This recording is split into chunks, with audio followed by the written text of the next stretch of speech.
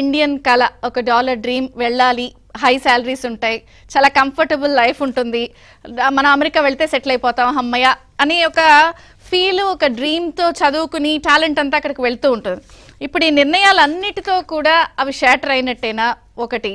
Second, నేను నిన్న కూడా చెక్ చేశాను కొన్ని లెక్కల ప్రకారం ఇండో అమెరికన్ ఇండియన్స్ ఎంతమంది అమెరికాలో 2022 లెక్కల ప్రకారం చూస్తే 48 లక్షల మంది అక్రమంగా వెళ్లిన వాళ్ళలో 16 లక్షల మంది ఇండియన్స్ ఉన్నారంట.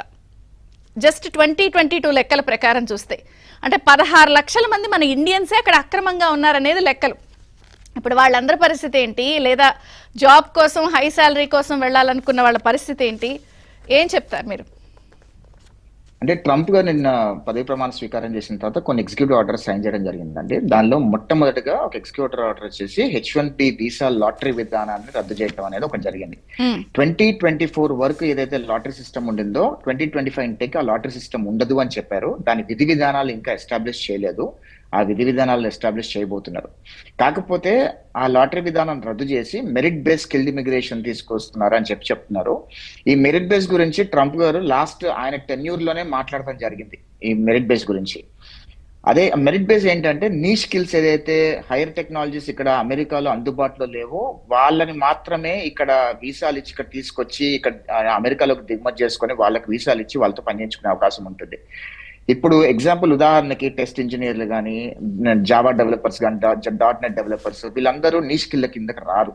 సో అలాంటి వాళ్ళు ఇక్కడ H1B వేసుకొని ఇక్కడ రావాలి అని అనుకుంటే మాత్రం అది సాధ్యమయ్యే పరిస్థితిలో ఇప్పుడు లేదు ఇప్పుడున్న నిర్ణయాల ప్రకారం. రెండోది ఏంటంటే డాలర్ డ్రీమ్స్ గురించి మాట్లాడుతున్నాం అందరం కూడా.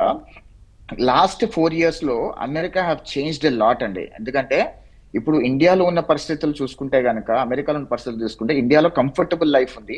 Salary base, education base, talent base, అదే విధంగా ఉన్న ప్రాజెక్ట్స్ బేస్, ఎర్నింగ్స్ బేస్ అన్ని కూడా ఇండియాలో కూడా ఆల్మోస్ట్ సేమ్ గానే ఉన్నాయి. ఇక్కడ డాలర్ డ్రీమ్స్ వరకు వచ్చి ఇక్కడ ఏదో ఎలగబెట్టాలని ఏం లేదు, ఇండియాలో కూడా సేమ్ అదేగా ఉన్నాయి. కాకపోతే ఇక్కడ ఏంటంటే ట్రంప్ ఒక విధానం ఏంటంటే మేజర్ ఇక్కడే అన్ని తయారవ్వాలి, కంపెనీస్ అన్ని ఇక్కడే ఎస్టాబ్లిష్ అవ్వాలి, ఇక్కడే ఉండాలి అనే విధానం తీసుకుంటున్నారు. అది పూర్తిగా సాధ్యం కాకపోవచ్చు. ఎందుకంటే ఇప్పుడు ఈ నిర్ణయాలు ట్రంప్ ఏదైతే నిర్ణయాలు తీసుకుంటుందో తద్వారా ఇండియా కూడా చాలా లాభాలు కలిగే అవకాశం ఉంటుంది. ఎందుకంటే ఆఫ్ షోర్ ప్రాజెక్ట్స్ చాలా మటుకు ఏదైతే ఇక్కడ కాస్ట్ తగ్గించుకోవాలనుకుంటారో అన్ని ఆఫ్ షోర్ అయ్యే అవకాశం ఉంటాయి. ఆఫ్ షోర్ ఇంకా ఎంప్లాయ్మెంట్ పెరిగే అవకాశాలు ఉంటాయి. అవన్నీ కూడా కొన్ని విధానాలు డెఫినెట్ గా ఇండియాకి పాజిటివ్ చేసే విధానాలే ఉండొచ్చు.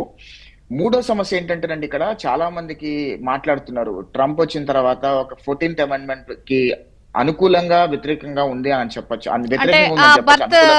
టైం కి సంబంధించిన అది రాజ్యాంగం 14వ సవరణ అంటున్నారు. కరెక్ట్. సో అదేంటంటే ట్రంప్ గారు ఇప్పుడు ఎగ్జిక్యూటివ్ ఆర్డర్ సైన్ చేశారు.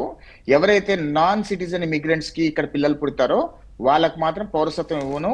ఇక్కడ పుట్టే పిల్లలు తల్లిదండ్రులు సిటిజన్స్ అయి ఉండాలి. ఒకవేళ లీగల్ ఇమిగ్రేషన్ ద్వారా వచ్చినా కానీ H1 మీద కానీ CPT మీద కానీ పెళ్లి చేసుకునే పిల్లలు కంటే వాళ్ళ పిల్లలు తల్లిదండ్రులు ఏ పౌరసత్వం ఉంటుందో అదే పౌరసత్వం ఇస్తా అంటున్నారు. టెక్నికల్ గా అది ఎగ్జిక్యూటివ్ ఆర్డర్ సైన్ చేశారు, కానీ 22 రాష్ట్రాలు ఆ ఎగ్జిక్యూటివ్ ఆర్డర్ ని కోర్టులో ఛాలెంజ్ చేయడం జరిగింది.